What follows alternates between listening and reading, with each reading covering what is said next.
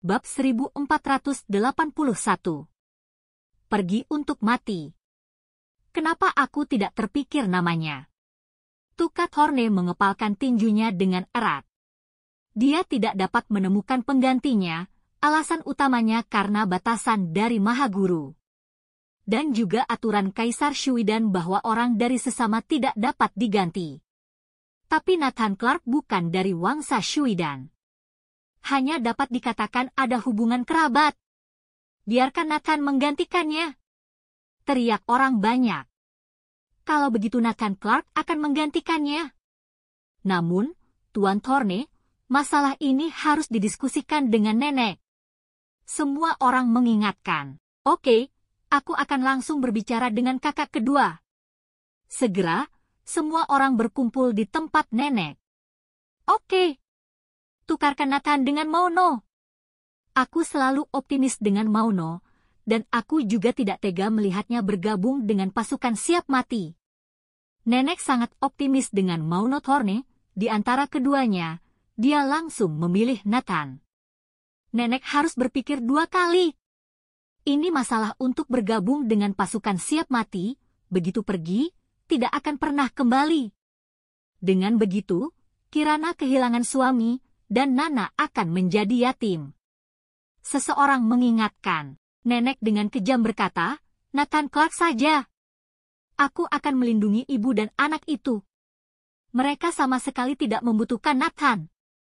Pelayan, cepat panggil Nathan. Di sisi lain, Nathan yang hendak pergi menangani aliansi revolusi kebebasan dihentikan oleh seseorang.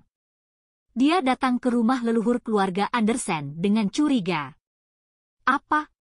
Memintaku bergabung dengan pasukan siap mati dan pergi ke aris depan untuk melawan Ulrich Grimm. Mendengar ini, Nathan terkejut.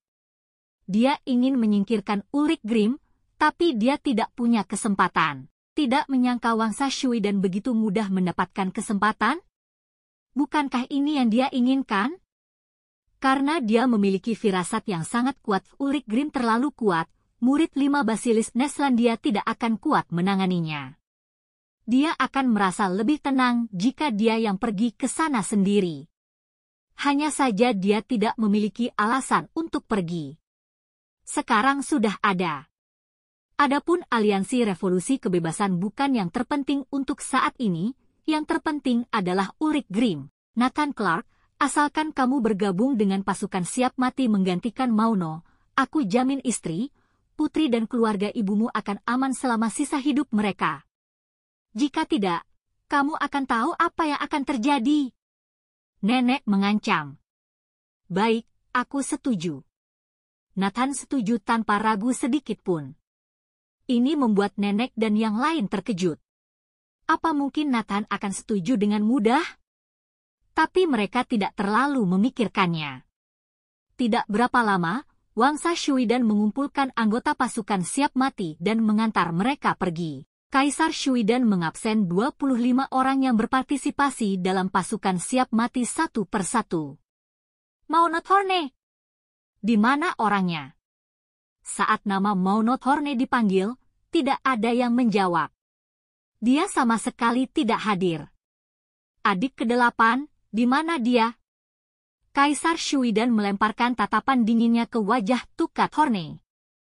Kakak, Nathan Clark akan berpartisipasi menggantikan Mauno, kata nenek. Begitu kata ini keluar, seluruh hadirin tertegun. Kaisar Shuidan, Larissa, dan lainnya yang mengetahui identitas Nathan tercengang. Membiarkan orang ini bergabung dengan pasukan siap mati? Apa kamu bercanda? Selain itu, Kirana dan yang lain tertegun. Kapan ini terjadi? Kenapa dia tidak tahu? Pasukan siap mati dikirim untuk mati sebagai umpan. Jika Nathan pergi pasti tidak akan kembali hidup-hidup. Nenek, apa yang kalian lakukan? Bagaimana bisa membiarkan Nathan pergi menggantikan orang lain? Mauno Thorne sendiri yang mendapat undiannya, tidak bisa menyalahkan orang lain. Kirana panik. Tukat Horne segera berkata, Nathan sendiri setuju untuk pergi menggantikan Mauno. Nenek juga mengangguk, ya, Benar. Segera, mata Kirana dan yang lain tertuju pada Nathan. Nathan, apa kamu telah menyetujuinya? Bab 1482. Fakta yang tak terbantahkan. Nathan menatap Kirana dengan rumit dan mengangguk. Duar. Kirana gemetar sekujur tubuh. Dia segera berpikir Nathan menyetujui untuk pergi mati pasti demi dia dan anaknya. Jika tidak, dia tidak akan setuju dengan begitu mudah. Kakak, apa kamu mendengarnya? Dia sendiri yang setuju. Nenek dan Tukat Horne buru-buru mendesak. Tidak. Aku tidak setuju. Nathan, kamu tidak boleh mati. Kirana buru-buru menghentikannya. Kamu tidak berhak bicara. Kirana ditarik ke samping oleh nenek. Ini. Kaisar Shui dan ragu-ragu, tanpa sadar menatap Nathan. Aku sendiri yang memilih pergi. Cepat lakukan saja. Mendengar perkataan Nathan, Kaisar Shui dan tidak bisa lagi menolak. Oke, kamu akan menggantikan Maunot Horne untuk bergabung dalam pasukan siap mati. Tidak. Kenapa dia tidak pergi sendiri dan meminta suamiku yang pergi? Kirana berteriak. Ini tidak adil. Kenapa Nathan Clark harus pergi untuk mati? Yang lain juga berteriak. Nathan Clark adalah menantu dari Wangsa Shuidan. Apa salahnya kita membiarkan dia pergi? Seru nenek. Saat ini, Shade dan beberapa orang berdiri. Apa kalian lupa? Sebelum ini, Nathan Clark adalah prajurit Neslandia, Dewa Perang Kunlun. Situasi genting seperti ini seharusnya dia yang maju paling pertama. Itu benar, prajurit Neslandia harus melindungi kita. Nathan adalah orang yang wajib bergabung dengan pasukan siap mati. Bukankah dia terus mengatakan bahwa dia akan melewati badai dan api demi Neslandia? Saat seperti ini harusnya tidak bersembunyi.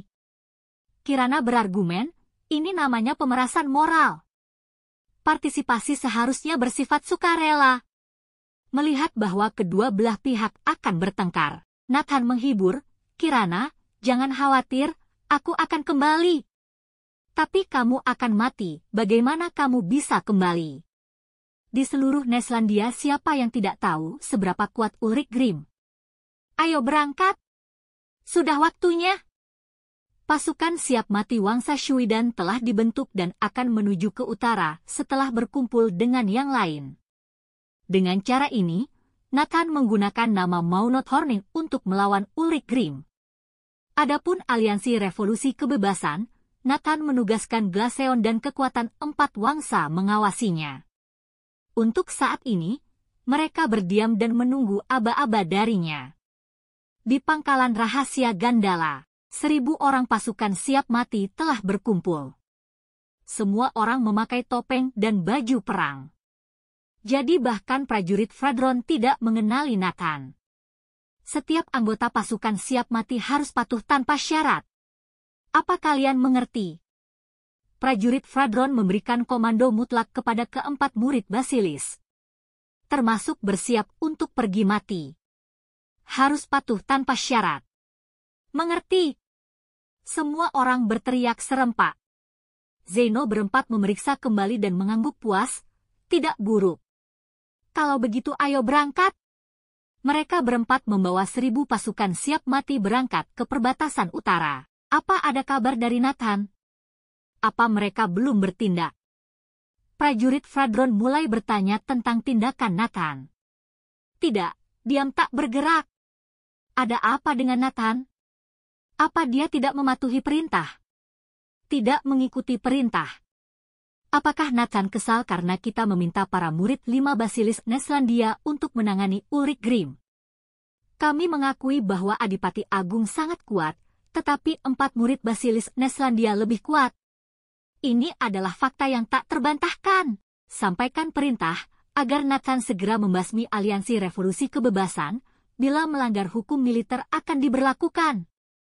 Perintah telah disampaikan.